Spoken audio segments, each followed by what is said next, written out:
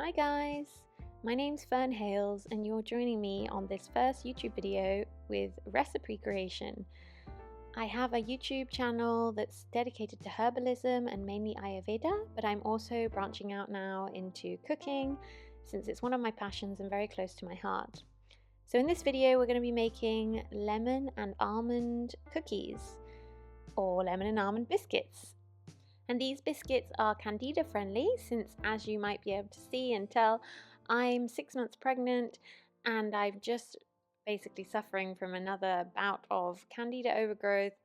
It's something I've struggled with my whole life, and generally I follow a plant-based diet and really try to watch my Candida. But right now I'm coming back to probiotics and Candida friendly sweets since I also have a big sweet tooth. So I want to share this recipe I've created with you. So in this recipe I'm using 1 egg, but if you're vegan and want a vegan alternative you can use ground linseed with chickpea flour, so about a tablespoon of that. I'm also using the rind of half a lemon, 2 tablespoons of coconut oil, 100 grams of almonds which I will grind, 1 tablespoon of chia seeds, about a half to 1 teaspoon of bicarbonate of soda, vanilla essence, and 1 teaspoon of stevia powder, which is the sugar replacement that I'm using. And then just to add a little bit extra plant protein, I will use 1 tablespoon of coconut flour, which is around 30 grams. And depending on your flavor preference, instead of making lemon and almond biscuits, for example, you can make orange biscuits. So instead of the lemon rind, you can use grated or ground orange rind, and I also sometimes like to add cacao nibs. And basically these biscuits are higher in plant-based protein because during the pregnancy I really learned that in order to curb the nausea and the vomiting that I was experiencing really quite full on in the first trimester, I needed to eat more protein. So I actually ended up, after being vegetarian and also originally vegan for 10 years, including some fish and chicken back into my diet. But I also, when I don't eat a little bit of meat or a little bit of fish, I really make sure that I'm getting the protein sources from vegetables and seeds and nuts. So generally my recipes nowadays, I include things like chia seeds, linseeds, sunflower seeds, pumpkin seeds, things also like hemp protein, pea protein, some banana protein, although I've reduced that since I've had this Candida overgrowth, and yeah, any real plant-based proteins that you can find. And I always try to consume organic and buy locally and seasonally, and also zero waste. So maintaining zero waste lifestyle, that's buying in bulk or buying as little packaging as I can and as possible.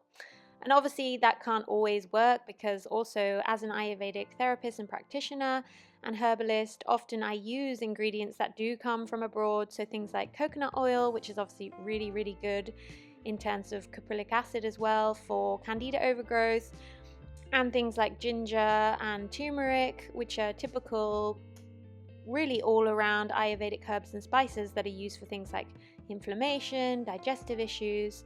But I always try and mix with what I can find locally, what we can source here in Europe and also in the Northern Hemisphere, since this is the climate that I'm living in. And according to Ayurveda, it's always really important to consume as locally as possible to get the highest prana and highest nutrients, so micronutrients and minerals from the food that we're eating. So as you can see in this recipe, I've already broken 1 egg into a bowl and I've ground the almonds. I'm now basically taking the coconut oil and I will melt it on a low heat so that it basically can be mixed in properly and there's not any coconut oil clumps in the biscuits. I'm also using a bit of leftover coconut oil just to rub on my skin. So it's really, really good in terms of moisturizing your skin, and also really good when you're pregnant, especially if you're suffering from inflammation or any heat or pitta related imbalances in the body. So here you can see the coconut oil, I put it on just to warm up, and now I'm going to slice the lemon skin and blend it. I'm a little bit lazy with this. I guess I could also grate it and grind it, but I found that the best way for me and quickest is to basically peel the skin with the knife. So you could also do this if you were going to use orange. And then I just whack it in the blender because I just find this way quicker and easier and more practical. I also like to keep my recipes as simple and as quick as possible because during the day, obviously with other things going on, working with clients, working in the garden, growing the herbs, I'm trying to get better at making simple recipes that take around 30 minutes maximum to produce. So simple sweets and Candida alternatives that you can use as well at home if you really have a bit of a sweet tooth or if you're suffering and you want to make something quick.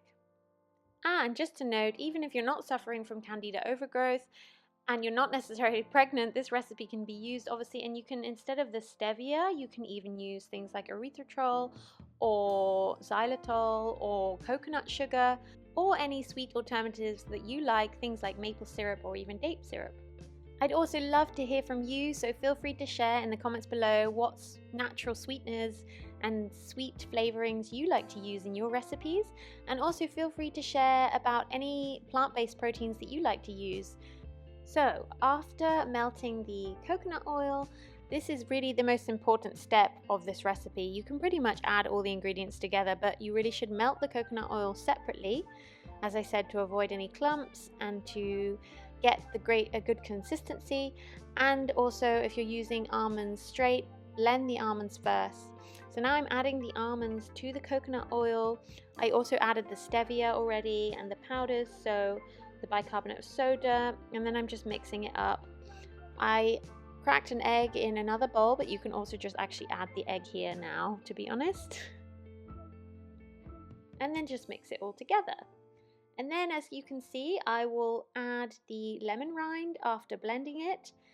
Also, if you want to blend the lemon rind, obviously it's very important to blend it separately because it can be juicy, obviously not as juicy as the inside of the lemon, but there is some water in the lemon rind and peel, so it's good to blend it on its own separately. So I'm adding the lemon rind, and I'm using about half a lemon, but depending on your preference, you can also use more if you like really lemony, tangy biscuits. And now I'm adding the egg, so I'm just adding everything together and mixing it up and stirring it around. Then I will add the chia seeds, and I actually let the biscuit batter kind of sit just for a few minutes, just so that the chia seeds get a chance to soak up the juices and kind of go to that gelatinous the like gelatine state that they take on, so that they're not too dry in the actual biscuit form and when you're eating them. And then I will add the coconut flour. So depending on how much coconut flour you use, if you want to bulk them out a bit, when cooking with coconut flour, it really tends to absorb a lot of moisture. So I tend to use a little bit of coconut flour. And then at the end, I add about 50 mils to 100 mils of water. Last time I made these biscuits, I actually added 100 mils of water. You can also use the plant-based milk, but I'm not drinking plant-based milk that I don't make myself nowadays, because in a lot of plant-based milks there might be, if it's not sugar, I always try and find and buy sugar-free, but there's sometimes starches or other things in there, basically natural stabilizers to preserve the milk, but I'm not taking those things because of the Candida overgrowth, and also I find in the preserved plant-based milks there tend to be a high amount of sugar. I had to stop quickly and get a drink of water because I was really thirsty, because obviously during pregnancy it's recommended to drink up to 10 glasses of water a day. I often drink, I think that, if not more. I drink so much water, but I'm also still suffering from hypersalivation. I don't know if anyone else out there, any pregnant mamas, suffer from this or who are watching this video, but please feel free to share in the comments below. My hypersalivation basically started around the end of the 3rd month, beginning of the 4th month, so going into the 2nd trimester, and it stayed with me until today. So let's see, I'm around 6 months pregnant, so let's see how long it will last. I really hope it goes, obviously, with the end of the pregnancy, since it's a little bit of a hassle, since you keep having to spit well, for me it's about every minute, and I have to drink so much water, although I'm very grateful and I'm happy to drink a lot of water because in general my body just is craving it. But you know, like natural, healthy, filtered water, chlorine, fluoride free, I just cannot get enough. I love it right now.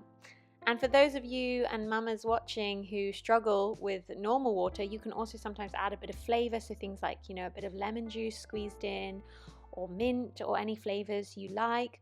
Or I know that some people find it easier to sip with a straw so that they just make sure they stay hydrated throughout the day. So now I'm just preparing the biscuits to go in the oven. So I'm just putting out some baking paper, and I'm basically going to just grease the baking paper with some more coconut oil. I'm using coconut oil right now, as I said, because I'm struggling with this Candida overgrowth. So I'm really trying to do a natural kind of anti-Candida cleanse and also clear the Candida overgrowth and the yeast from my body. So I'm using coconut oil, but you can use things like olive oil or almond oil, or even things like ghee or butter. And once again, if you have any excess oil, any oil in that case, on your hands, you can just use it on your body, since all those oils are really nourishing in Ayurveda for the skin. And as some of you might know, in Ayurveda Abhyanga, the oil massage on the body is like super important and recommended in Ayurveda to do every day. So here, now I'm going to form the biscuit batter into biscuits. So I'm using my hands, but you can also use obviously like a cookie scoop, or sometimes I use 2 big tablespoons and I kind of scoop them together and form them, and then just put them on the baking paper and then just kind of squish them down into a biscuit form. It depends really how you're feeling, if you up for getting your hands in the biscuit batter, or if you just want to, be a bit cleaner and use some spoons. So here we go, you just create the biscuits, and so this recipe makes around 12 biscuits. Obviously, if you want to make more biscuits, you can just double the ingredients in the recipe. We have a little one on the way, and when he arrives, I definitely will have to make more biscuits, because when my partner's around, he often eats up to 5 in one go, so that doesn't leave much for me. And when there's a little one running around, definitely going to need more biscuits. Mango's come to say hello, as you can see, but I think she's really only interested in seeing if I have any leftover cake batter on my fingers. So previously I preheated the oven. I normally put our oven on a little bit higher, but basically it would be around 180 degrees Celsius. I'm not sure what that is in Fahrenheit. Sorry for the Fahrenheit metrics people out there, but I'm sure you can have a look online. I think it's 300 and something. And now I'm just making some last minute edits to the recipe, because every time I make them, sometimes I just change something and then they taste even better. And then I basically leave the biscuits in for around 12 to 15 minutes, depending on if you want them more crunchy and golden, or if you want them more soft and dippable in your tea. So that's it for the recipe today. Please subscribe and like this video if you'd like to stay updated with more creative recipes, especially plant-based recipes with high protein, plant-based alternatives, and Candida friendly. And since it's spring here and it's elderflower season, I've been enjoying these biscuits with a homemade elderflower and rosehip infusion. Also, this is to help me boost my immunity and basically deal with the changeover from winter to spring. But also, since I've had this Candida overgrowth come up and flare, I've been drinking this elderflower infusion. So please check out my other video on the benefits and uses of elderflower from an Ayurvedic perspective, because maybe you also want that extra immune boost and you could take a little bit of elderflower in your daily routine and in your diet and in infusion form now. So enjoy!